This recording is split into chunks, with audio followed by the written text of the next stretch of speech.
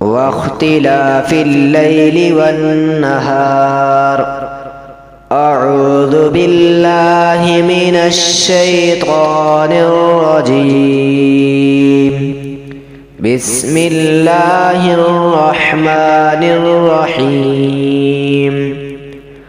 إن في خلق السماوات والأرض واختلاف الليل والنهار والفلك التي تجري في البحر بما ينفع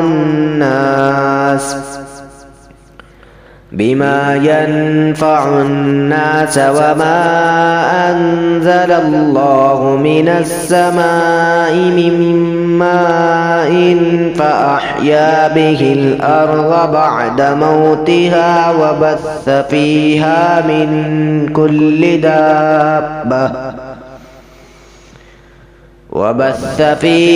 من كل دابة وتصريف الرياح والسحاب المسخر بين السماء والأرض لآيات لقوم يعقلون.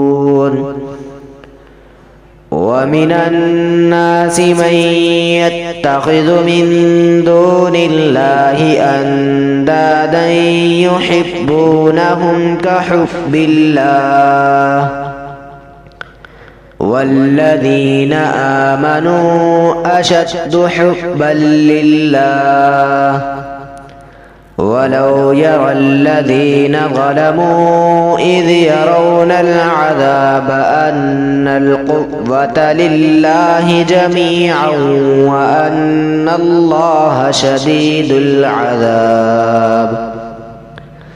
إذ تبرأ الذين اتبعوا من الذين اتبعوا ورأوا العذاب وتقطعت بهم الأسباب. وقال الذين اتبعوا لو أن لنا كرة فنتبرأ منهم كما تبرأوا منا